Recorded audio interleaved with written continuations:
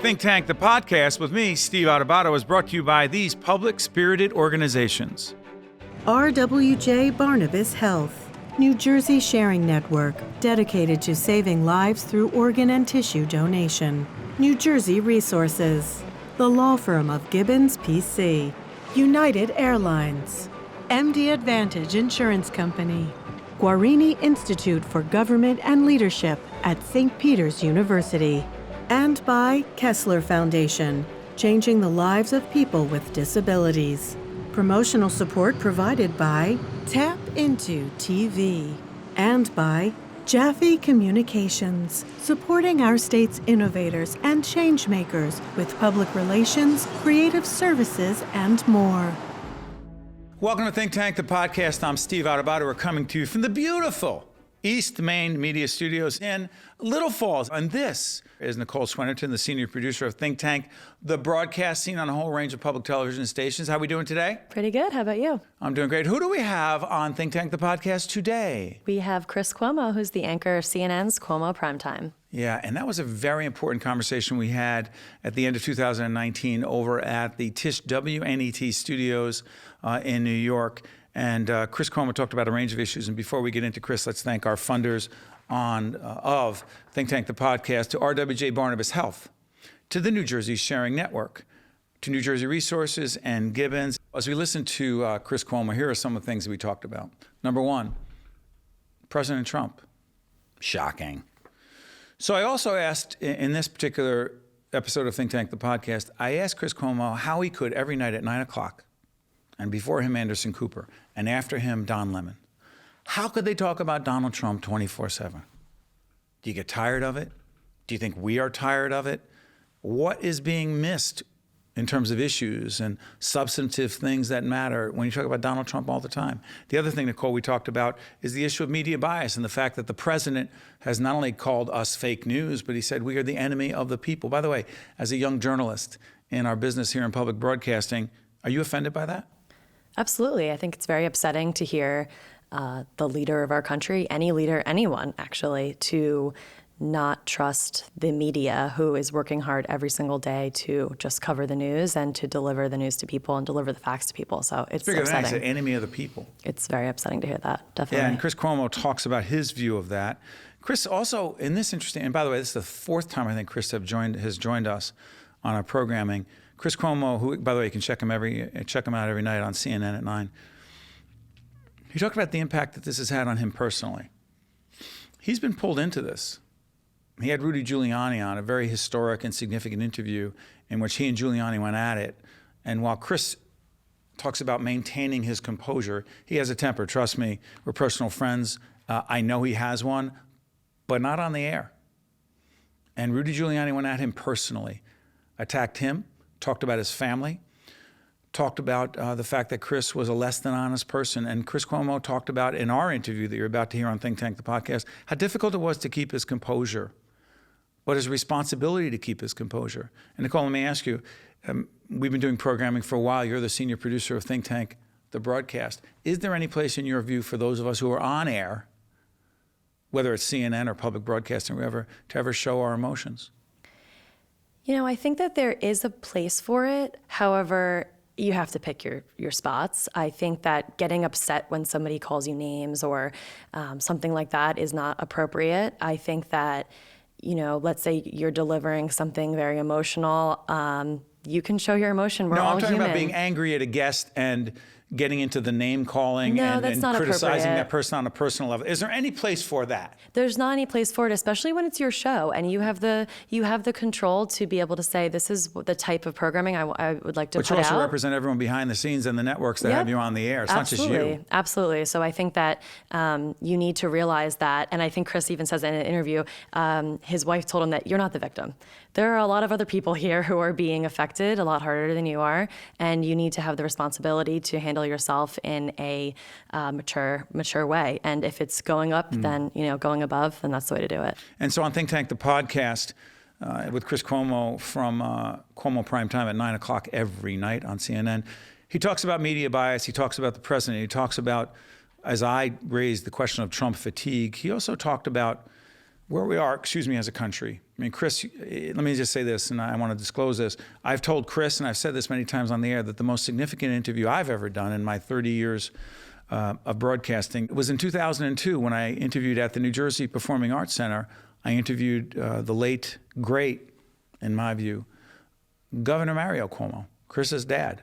Remember, Chris's brother is, in fact, the governor of New York. I also did a pilot with Maria Cuomo back in 1987. We did a pilot broadcast, and the reason you don't know about it is because it wasn't very good, not because of Maria, because of me. But Chris and I go back, our families are connected, but the most significant interview I ever did was with Mario Cuomo, and we talked a lot about citizenship. We talked a lot about democracy. We talked about civility. And it's so interesting this many years later to see and listen to Chris Cuomo be in a very different situation with a very different kind of president. I know all this is way before your time, but that makes it more interesting, doesn't it? It does. And it's interesting to see how Chris, as a part of the media, is handling certain things compared to the rest of his family as really a part of politics. It's just interesting to see how everybody is affected by it in different ways. And I have a feeling that because his family has been so ingrained in this for so long, he's seeing it in a unique way. Yeah, it is not personal, even though some people take it personally and attack people personally. That's not who we are at Think Tank, the podcast, or on Think Tank, the broadcast, or any one of our programs, State of Affairs or One-on-One. It's not who we are. I'm bored by it, and it's also dangerous. And I want to thank our funders who allow us to do what we do and have civil discourse all the time. RWJ Barnabas Health, the New Jersey Sharing Network, New Jersey Resources, Gibbons, and a whole range of others. Check out our programming on steveadubato.org. Right away, you're going to listen to a quick public service announcement, and then we go to the Tisch WNET studio as we listen to our good friend, the very thoughtful Chris Cuomo of CNN. Check it out on Think Tank, the podcast. You may not have heard of TAVR. Raj and Sandhya have. It's the minimally invasive alternative to open heart valve replacement.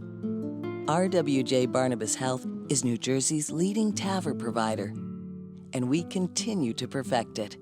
Patients are often back to their lives in just a few days. Innovative valve replacement surgery, because you can't be replaced. RWJ Barnabas Health. Let's be healthy together.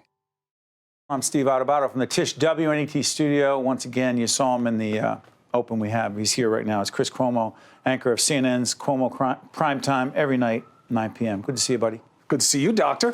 Good to see you, buddy. You know, I'd love to have you on where we can talk about fun things, Italian life growing up in a family. Me too. Yeah, we can't, though. We're doing this, we're taping, you'll see it on the screen, December the 4th. Put things in perspective. You were talking about Tonight Show. Look at Tonight Show and moving forward. For the next 3 to 6 months, are we going to be talking about the same thing? 3 to 6 months? I don't think so, because the Democrats seem to be in a hurry. I think it's one of the biggest points of vulnerability for them in this process is the speed, what they explain as the alacrity. But just because you use a big word doesn't change the idea. Why so fast? Their better argument is that they are being stymied, that, well, you won't give us, you won't produce, and the litigation is really a distraction, and we don't need it.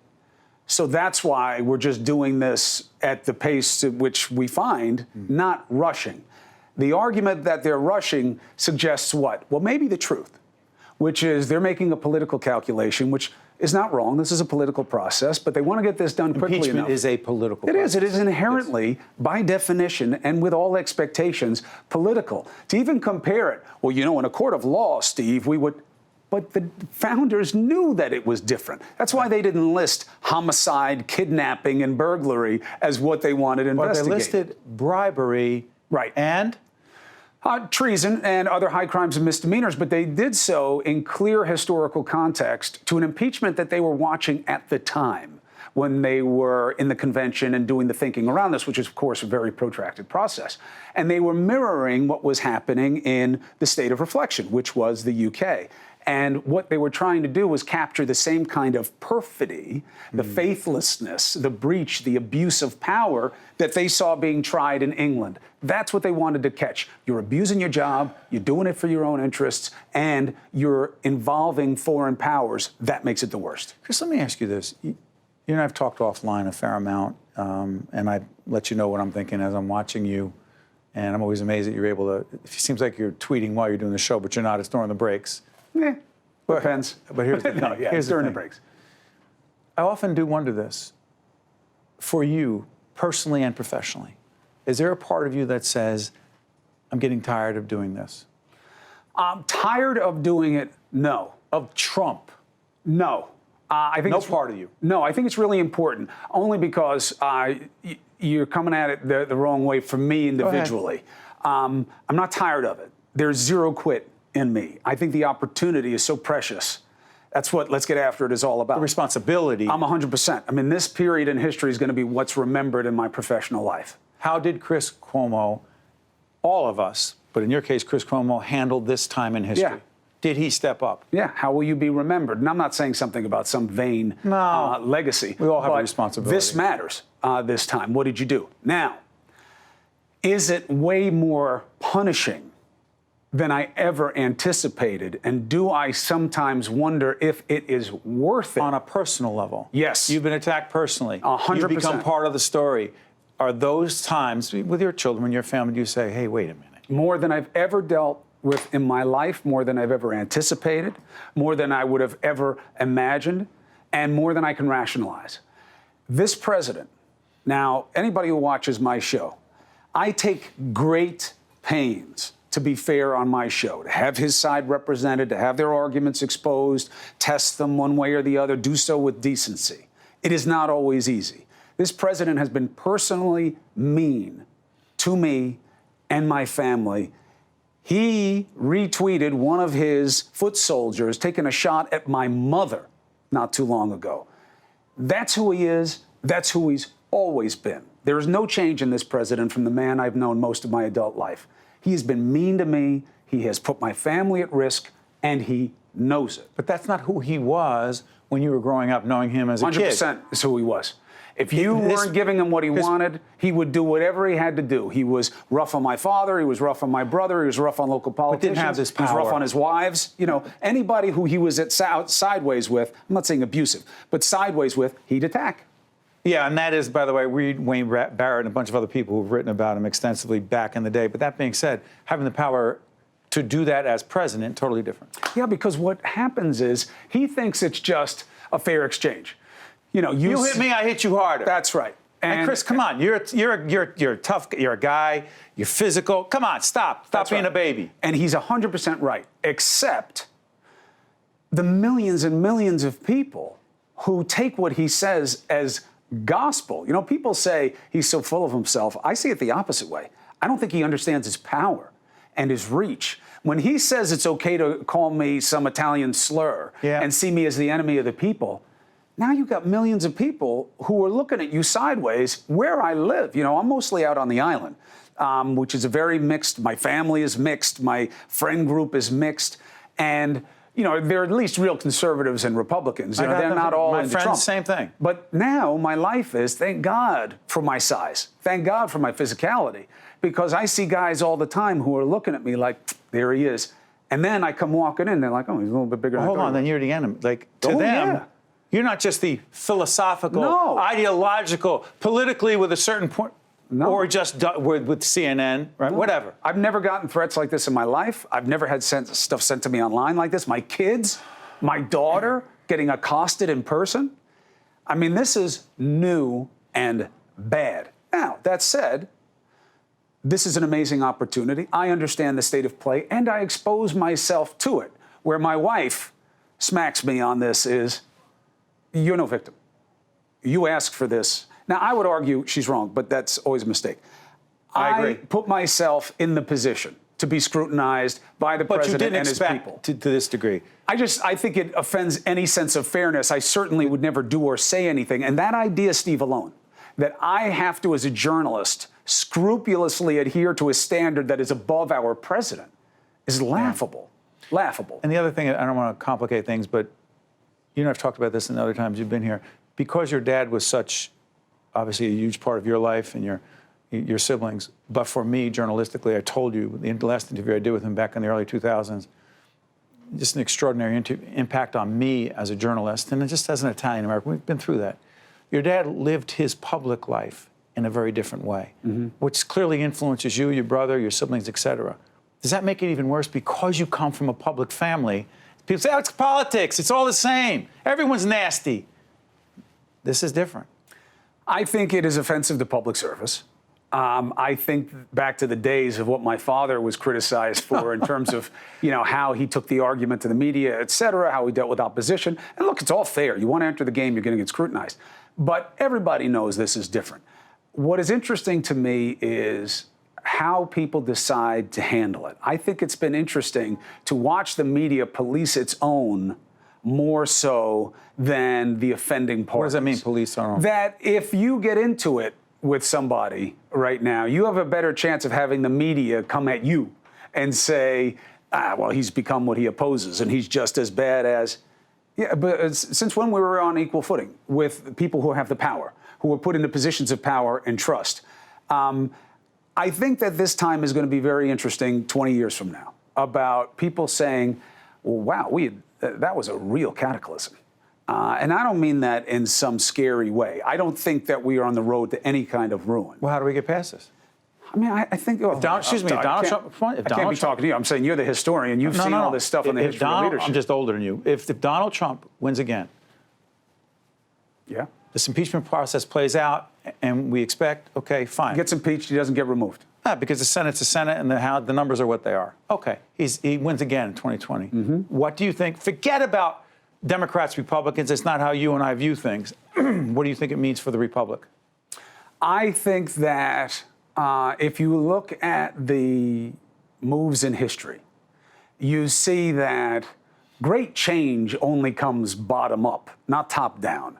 So unless you have some kind of resulting movement, either in great support of the changes he wants to bring to society or in revulsion to them, and I mean that in a very pacifistic way. I mean that there's some real within the means, because violence gets nobody anywhere, and it just assures that whatever you're fighting for dies faster. But I think that you see more of the same. Some people say he'll be worse than ever. I don't think so. I think if he were to win again, he'll start to become legacy conscious, and he'll start to think about, well, let me start cutting some deals, because you've got to remember who he is, Steve. He's not Dr. Adubato, where once he has good reason to be upset about something, he's upset until the facts change. This man is not burdened by principle other than self-preservation. So once it becomes about his legacy, he comes back to Adubato and be like, hey, look, you and I had our issues. And meanwhile, he's done like the worst things imaginable to you for months at the biggest stage in the world. But I want to try to get something right here now. So what do you want? What can we do? Transactional. He is purely 100% transactional, unless he doesn't see it as good for him. Now, that's a meaningful distinction. Clinton was transactional. Very. He's getting impeached. He's cutting deals. Why? Because he thought that was more in his benefit. He could see past the pain. Trump is different how? It's all about him. So if you're coming at him, he can't see past that. When people have said, are you going to work with the House right now? What does he say? No. No way. They're going to do this? No way. Clinton took a different path. He got the highest numbers of his job performance during the impeachment process. You all right? Sorry. Yeah, I was looking forward to this interview. And no more? No, I am. I'm glad you came in. A lot of my subjects feel like that. No, real quick before I let you go, the Rudy interview. I actually remembered texting you that night. A lot of people, I'm sure, did. How significant was the Rudy interview for you that night and beyond? That night, not so much. Did you know it was happening when it was happening? Look, you're such a great interviewer because you're an active listener. In the moment, you don't really know what something is or how it's going to be perceived. You just know where it is in that moment. But here's where the team was right. When he said, Mr. Giuliani, so quickly, yes, I'll come on, because he had been not coming on for weeks. And I thought to myself, oh, that's weird that I got such a quick yes there. And then we started to think about, well, why would he have said yes so quickly? And we guessed, oh, I know what this is. This is the window of opportunity for him to do in fulsome fashion what he's been hinting at, which is you want to talk about a phone call between the two presidents, you're missing the whole picture.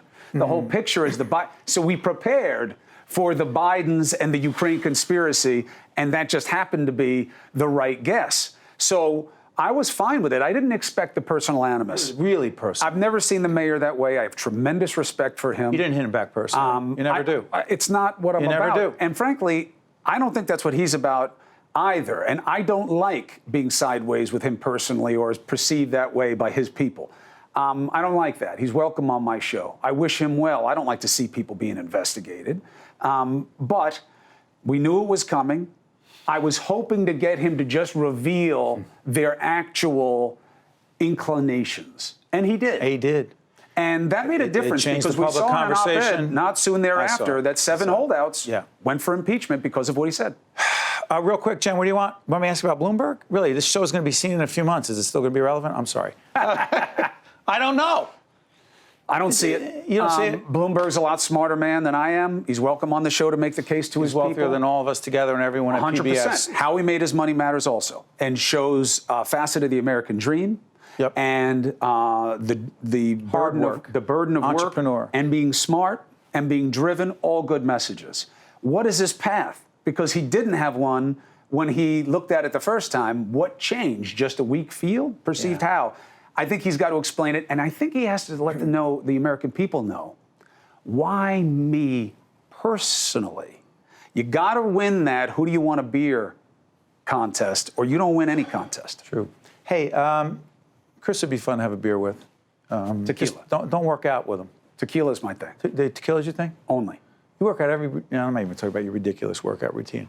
I bang my head against the wall. Does that count as exercise? Yeah, okay. Chris Cuomo, every night, CNN, 9 o'clock. Check him out. And thank you for joining us again, my friend. Doctor, always a pleasure. I love you. You guys, same here. Every time we talk with Chris Cuomo from CNN, it's a compelling conversation. You know, I tell you, we did that interview with Chris Cuomo before the House of Representatives voted to impeach President Trump, before the Senate voted to acquit President Trump, with Mitt Romney being the sole Republican voting that the president was, in fact, guilty and should be taken out of office. So the question is, where do we go from here? You saw the beginning of this interview, or beginning of Think Tank, the podcast, which, by the way, you can see every Sunday on News 12. Plus, at 10:30, you saw I was with our producer, Nicole Swenarton. I'm joined now by my colleague, Mary Gamba, one of our top producers and executives at our production company. So, Mary, here's the thing. Beyond Chris Cuomo, one of the things we talked about was this theme that President Trump continually calls the media, that's us, by the way, last time I checked, whether in public broadcasting, CNN, wherever, the enemy of the people. Is that good for our nation, regardless of what one's political ideology may be or may not be?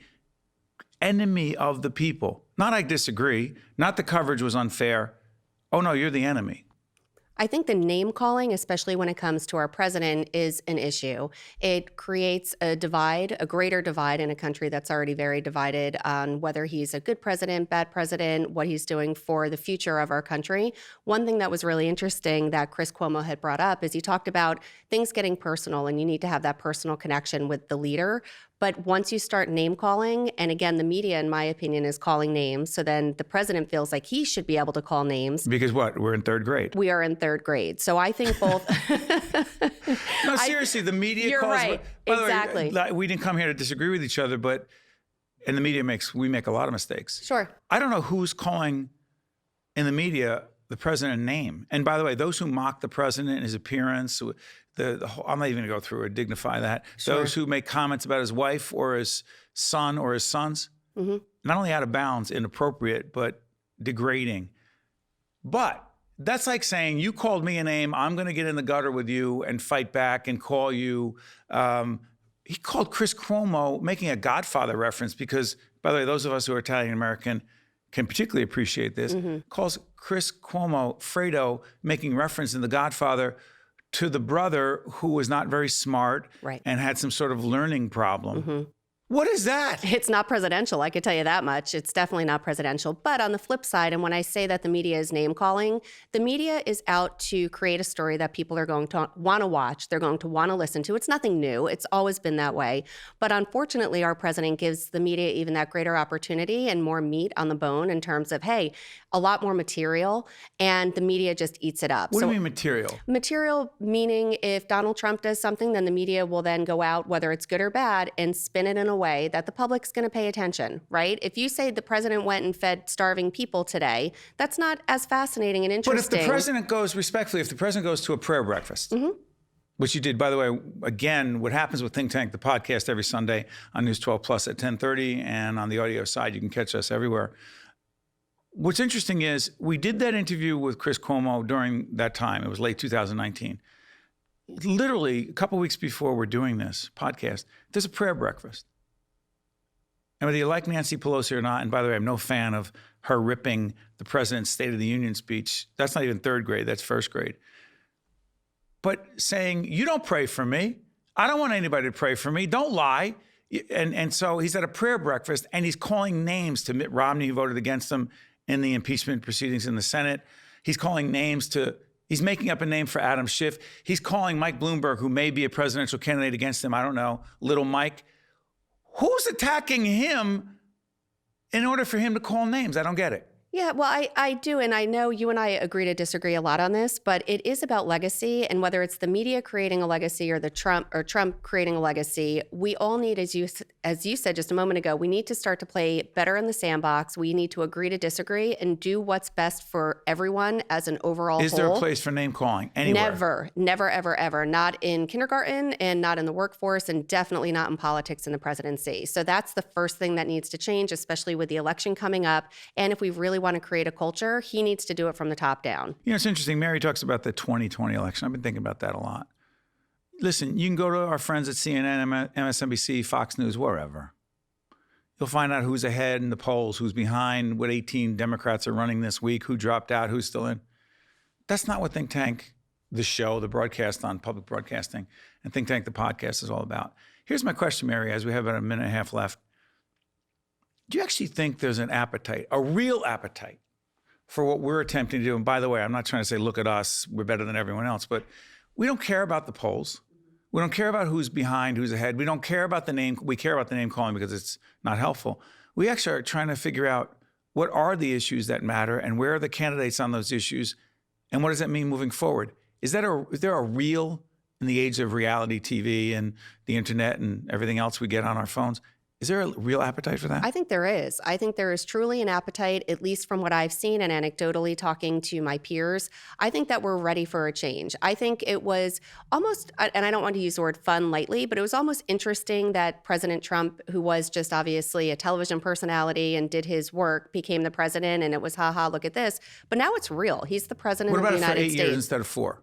What's that? If it's 8 years of the show, if you want to call it that, sure, instead of 4, well, I agree. Different? Well, and in the interview that everyone just saw, Chris Cuomo said it right. He thinks that Trump will then start to take it a little bit more seriously because then the job overall and how he behaves himself and his demeanor, because I think that will be the trigger and the turning point at that time. You think that? I do. And I think he's going to want to create a legacy that, of course, he believes a lot of what he's saying, but now he's going to make those beliefs turn into actions. So I truly believe if it does turn into 8 years, I think that things will start to change. But in order for that to change, the media also has to play well as well. That's it for this edition of Think Tank, the podcast. Catch us every Sunday at 10:30 on News 12 Plus. I want to thank our funders real quick for Think Tank, the podcast, RWJ Barnabas Health, New Jersey Sharing Network. By the way, check out their website. They're doing organ and tissue donation. It's extraordinarily important. New Jersey Resources and the great GIBBONS Law Firm. I'm Steve Adubato. That is Mary Gamma. By the way, make sure you catch us every Sunday at 10 a.m., Mary and I,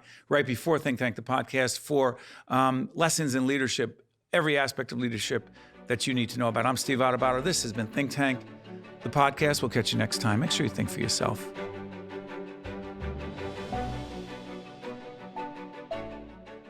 I could feel my lungs fill with oxygen, and I got my life back. The Sharing Network means to me hope, life, and everything. The Sharing Network was a lifeline to me when I really needed it. We are an organ procurement organization. The core purpose of the New Jersey Sharing Network is to save and enhance lives. To honor those who gave. Pay tribute to those who received. Offer hope to those who continue to wait. And remember the lives lost while waiting. For the gift of life. Think Tank, the podcast with me, Steve Adubato, is brought to you by these public-spirited organizations. RWJ Barnabas Health, New Jersey Sharing Network, New Jersey Resources, the law firm of GIBBONS, PC, United Airlines, MD Advantage Insurance Company, Guarini Institute for Government and Leadership at St. Peter's University, and by Kessler Foundation. Promotional support provided by Tap Into TV, and by Jaffe Communications. Transportation provided by Airbrook Limousine, serving the metropolitan New York, New Jersey area.